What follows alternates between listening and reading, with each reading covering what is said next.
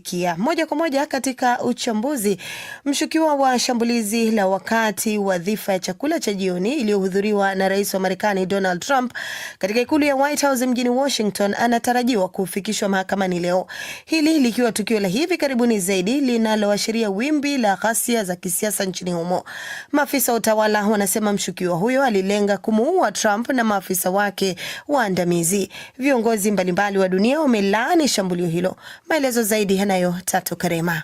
Mshukiwa huyo Cole Thomas Allen mwenye umri wa miaka 31 anatarajiwa kufunguliwa mashtaka ikiwa ni pamoja na kutumia bunduki katika uhalifu wa kutumia nguvu na kumshambulia afisa mmoja wa serikali kwa silaha hatari. Mashtaka mengine yanaweza kufuata. Likinukuu vyanzo ambavyo havikutajwa jina, gazeti la The Washington Post liliripoti jana kuwa hafla hiyo haikuwa na kiwango cha usalama ambacho kawaida hutumika katika mikusanyiko inayohusisha maafisa wakuu wa serikali, ikimaanisha kuwa rasilimali zote za kiusalama hazikutumika. Seneta wa chama cha Republican Chuck Grassley amepanga kuwahoji maafisa wa idara ya ujasusi kuhusiana na mipangilio ya usalama kwenye hafla hiyo. Baada ya tukio hilo, Rais Donald Trump alisema kuwa mshukiwa huyo aliandaa ilani yake iliyoweka wazi dhamira yake ya kupinga Ukristo, akiwa na kile alichokiita chuki nyingi moyoni mwake, lakini alizuia kabla ya kufika ukumbi ulioandaliwa dhifa hiyo. I don't know. It sounded to me, I read...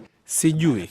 Inavyoonekana kwangu, nilisoma ilani. Ana msimamo mkali. Alikuwa Mkristo, muumini, na kisha akawa mpinga Ukristo.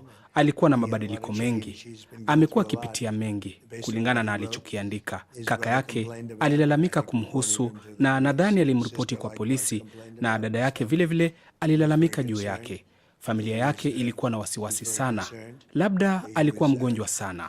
Probably a pretty sick guy. Katika ujumbe kupitia mtandao wa X, rais wa zamani wa nchi hiyo Barack Obama ametoa wito kwa Wamarekani kupinga vurugu. Amesema ijapokuwa bado hawana maelezo ya kina kuhusu nia ya shambulizi hilo, ni wajibu wao wote kukataa wazo kwamba vurugu zina nafasi katika demokrasia ya Marekani. Pia aliwapongeza maafisa usalama kwa kumlinda Trump. Viongozi mbalimbali ulimwenguni wamelaani shambulizi hilo na kuelezea kufarijika kwao kwamba Trump na wote waliokuwepo katika dhifa hiyo wako salama. Viongozi wa Ulaya wakiwemo rais wa halmashauri kuu ya Umoja wa Ulaya Ursula von der Leyen na mkuu wa sera za kigeni wa umoja huo Kaja Kallas wamelaani shambulizi hilo. Von der Leyen amesema ghasia hazina nafasi katika siasa. Kwa upande wake, Kallas amesema hafla inayolenga kuheshimu uhuru wa habari haipaswi kugeuka kwa eneo la hofu. Kiongozi wa jumuiya ya kujihami ya NATO Mark Rutte amelitaja tukio hilo kwa shambulizi dhidi ya jamii zao, huku viongozi wengine wakisisitiza kuwa ghasia hazina nafasi katika demokrasia. Msemaji wa wizara ya mambo ya nje wa China Lin Jian amewaambia waandishi wa habari kwamba China siku zote inapinga na kulaani vitendo vinavyoendana kinyume cha sheria, ikiwa ni pamoja na ghasia.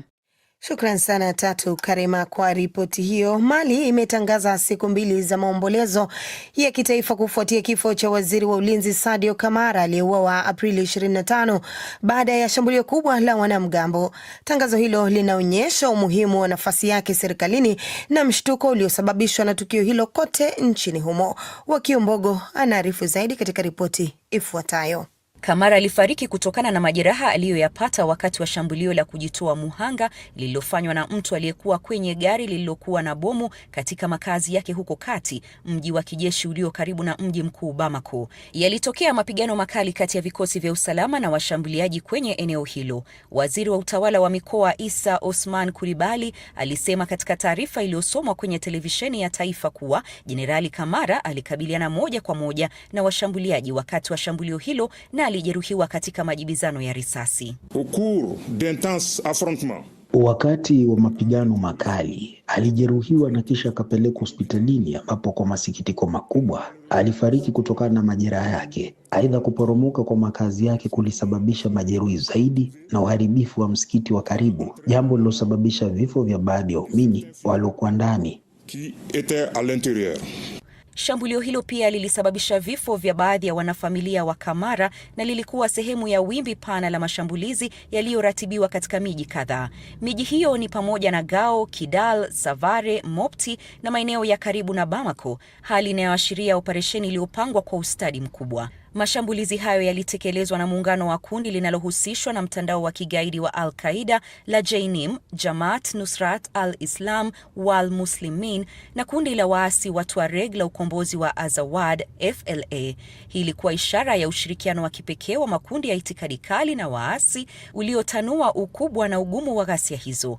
Maafisa wa jeshi walielezea mashambulizi hayo kuwa yaliyopangwa, yaliyotekelezwa kwa wakati mmoja na yenye utata mkubwa, yakilenga takriban maeneo 7. Mkuu wa jeshi la Mali, Jenerali Oumar Diarra, alisema kuwa vikosi vya serikali vilifanikiwa kuyadhibiti mashambulizi hayo na kuwaua zaidi ya wanamgambo 200 huku wakirejesha vifaa. Licha ya madai hayo, bado kuna sintofahamu kuhusu nani anaudhibiti mji wa kimkakati wa kaskazini wa Kidal na hali ilivyo huko. Makundi ya wanaotaka kujitenga yanadai kudhibiti mji huo, huku jeshi likisema limepanga upya vikosi vyake na linaendelea na operesheni huko. Kamara alikuwa mmoja wa watu muhimu katika utawala wa kijeshi wa Mali uliotoa madaraka baada ya mapinduzi ya mwaka 2020 na 2021. Alikuwa na jukumu kubwa katika kuimarisha uhusiano wa kijeshi na Urusi na China, hivyo kifo chake ni pigo kubwa kisiasa na kimkakati kwa serikali mjini Bamako.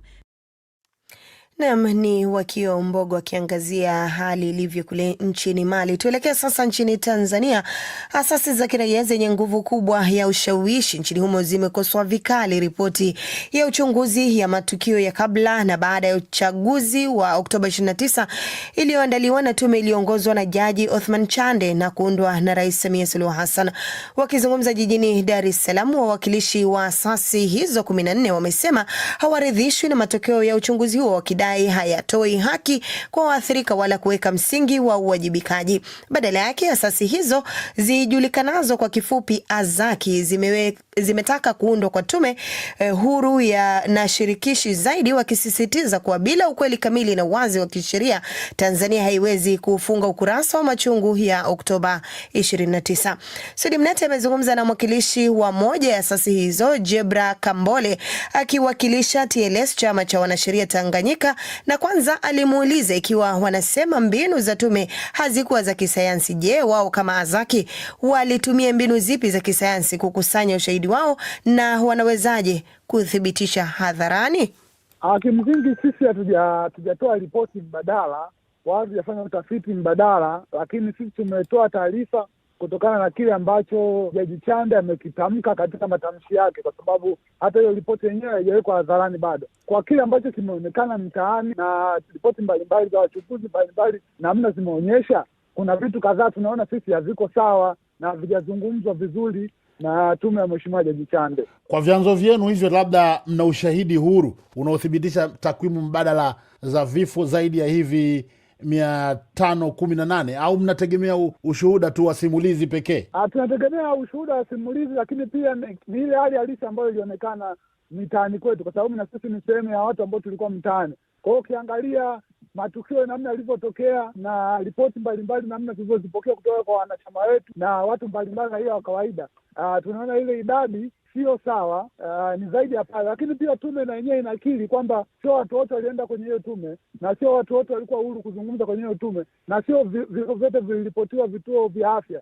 Kwa hiyo ripoti ile sio kitu ambacho kinahitimisha idadi kamili ya vifo. Ndio maana tunapendekeza kwamba ni lazima kuwa kuna chombo huru cha kufanya utafiti muhimu. Lakini utafiti unapingwa. Kwa utafiti mnaitumu serikali na vyombo vya usalama kwa ujumla.